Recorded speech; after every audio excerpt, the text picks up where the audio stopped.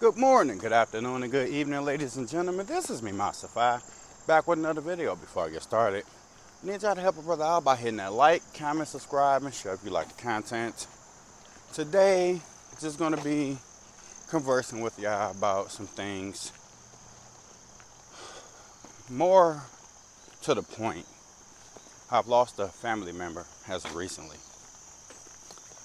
She was my mother's cousin, which in turn make her my cousin, but I always knew her as my auntie.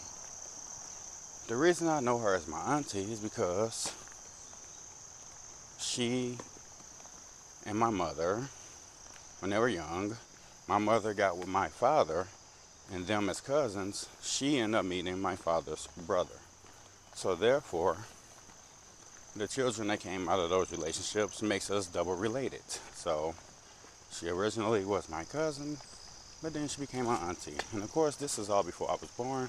So by the time I started coming up, I knew her as auntie. So overall, rest in peace, auntie. I want to talk about today, if you have loved ones here, you need to cherish them while they're here. The reason being, when we are born, none of us are promised a birthday. When we are born, none of us are promised a birthday. But there's one thing that we are all promised, and that is a death day. The only thing we're promised in this world when we're born is a day of death. And you will be, passing away from an ailment of some type. I don't think we had too many people out here who just pass away from nothing. That's, they call it natural causes, but some cases it could be a heart attack, it can be anything. But overall, nobody passes away from nothing. So I'm here to talk about, due to the fact that we know that we are all promised a death date,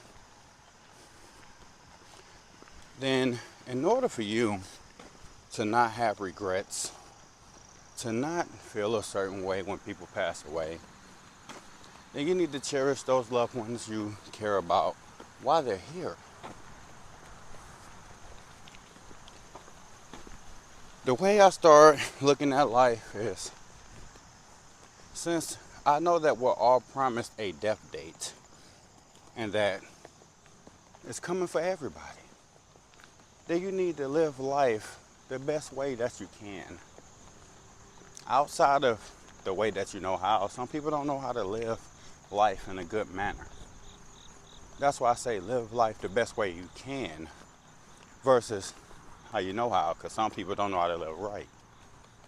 It's just a matter of, since we know that we have a death date and no one is promised tomorrow, and it's possible all the things that we're hearing about eternal fire and whatever could be true, could not be true.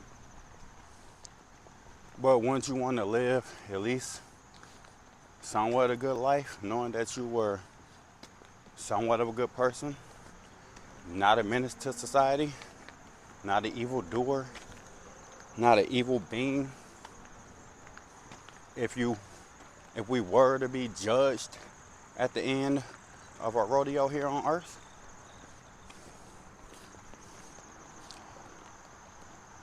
life is hard. Life has its ups and life has its downs. And I think it's going to always be that way for everyone until the day of our demise. And I just think that a lot of people, just need to learn how to live better, learn how to accept the passing of people better, because that's the main thing we are promised. So spend time with your loved ones and cherish those moments and learn more or less how to celebrate the homegoing of people who reaches the end of their time here on earth. Because that is a promise. That is a guarantee. All of our time on earth will end. So, we as people, adults, especially if you have some form of a belief in a religion or some type of doctrine, if you believe that people go to the promised land when they leave here, then why are you sad when you lose a loved one? If you truly believe that that person was good and that they are going to the promised land, then you should be happy for their transition. I think that kind of points to the hypocrisy of some people here on earth, because it starts to show that they don't truly believe some of the doctrines that they follow, because they wouldn't be so broken up and sad about losing a loved one. You should be celebrating their ongoing to a place that's better than this, at least in my opinion. I know it's very heartbreaking and sad to lose a loved one. I personally, I lost a parent when I was 3. So I cannot tell you the actual full-blown experience of the heartbreak of losing a parent, because I was really too young to really remember the experience. And no, I don't want to have the experience. But I know in this world is a huge possibility that somewhere in the near or far future that I may experience losing my final parent as well. And I know for a fact it would be heartbreaking. That's why I said I'm working on learning how to accept death better. I'm learning how to accept our demise better, because we are all promised a final day on this planet. We are not promised tomorrow. We are not promised 5 minutes from now. So, knowing that nothing is promised but a date of demise, I just recommend that people just at least start cherishing some of your loved ones. Start living a life of at least fulfilling whatever you feel is meaningful to you. Therefore, if you lose a specific loved one, that you don't have regrets when they do make their transition elsewhere. We have a lot of people in this world that has tarnished relationships, a lot of broken households, a lot of broken relationships between people.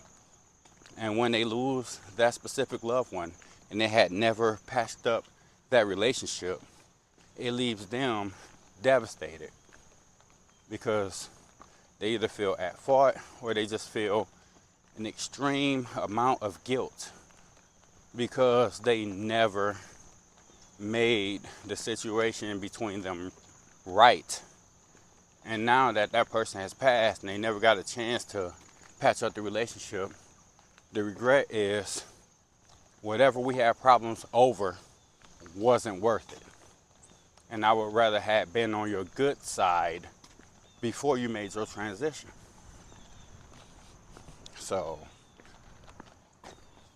if you're the type of person where you have issues with people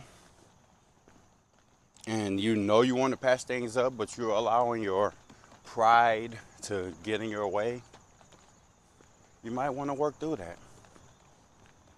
If you know you may have regrets when you lose a loved one, you may want to work through that so you don't have those regrets when a loved one passes away.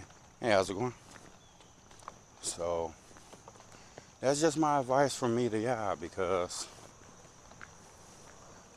I'm trying to live a life of no regret. I'm trying to live a life of obtaining peace. I'm trying to live a life of some form of righteousness. I'm trying to live a life of, did I leave this world in just a small fragment of a better place if I had not been here? That's why I try to pass information as best as I know how. That's why I try to inspire people to do better. That's why I try to inspire people to make change if they need to make change. Life is very hard. And it can be even harder based on how you live it. So, I don't know if I got anything else to say in this video, because I don't want to get teary-eyed or anything like that. You know, I'm not even feeling that much in a somber mood. I just wanted to speak to people and just give my advice and opinions and how I think some situations in life should be handled and can be handled. Things can be somewhat easier when dealing with the demise of a loved one based on your mindset about it. Broken and tarnished relationships. If you don't want to have regrets, fix them. If you feel that your life is better off without being in that person's life, then leave it be. But just make sure that you are sure of yourself that if that person passes, that you're not going to regret not repairing the relationship. Because we have plenty of people in this world who regret not repairing broken relationships because they allow their pride to get in the way of it.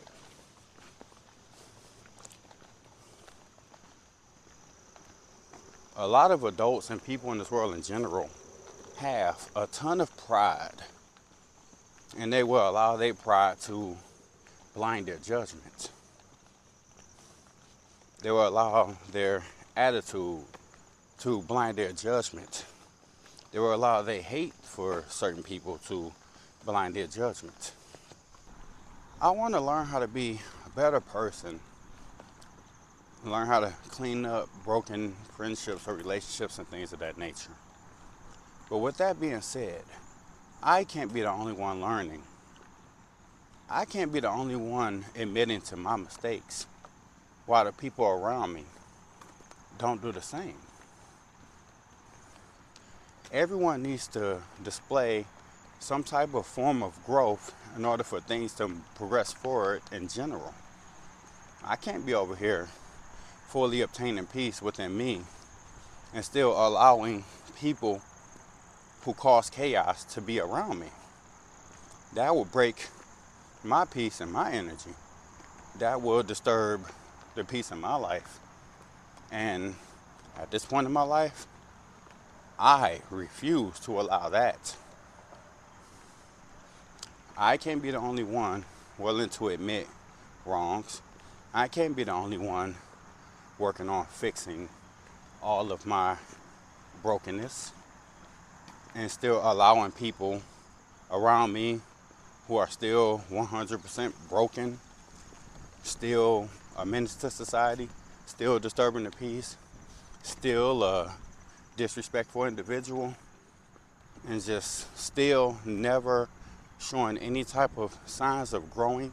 I can't allow that to remain around me while I'm growing. So, that being said, if it's certain relationships or friendships that I refuse to fix, I have my reasons. Because if I don't see the growth within individuals while I'm choosing to make changes, make corrective actions, and they're still on the hamster wheel of running a destructive path in life for themselves, then I refuse to have those type of individuals around me. I simply don't want it around me anymore. That's where I'm at. A lot of us in this world need therapy. A lot of us went through a lot growing up, having unstable parents, unstable upbringing. You just have to admit to yourself when you need it. And admit to yourself that you cannot fix all of your own problems.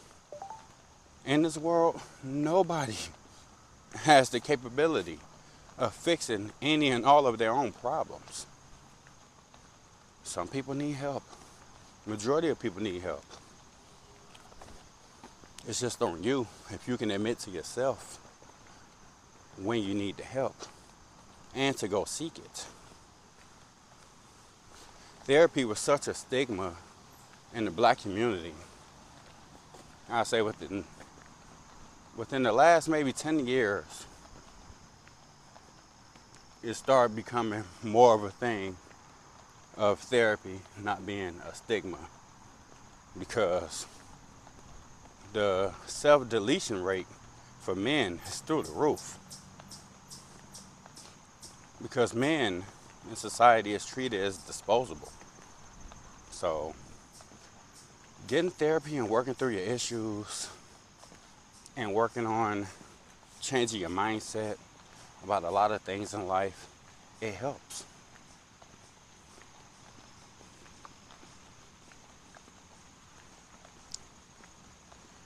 If you have an addiction, if you have problems,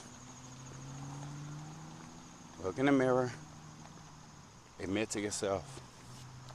That's the first step to working towards a recovery, is admitting when you have a problem. You cannot fix a problem that you cannot see.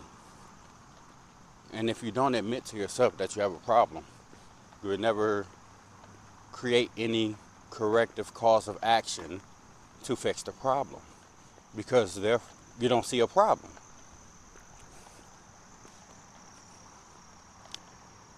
I'm gonna go ahead and end the video there. This is me, Masafai. Like, comment, subscribe, share, and y'all have a great day. Peace.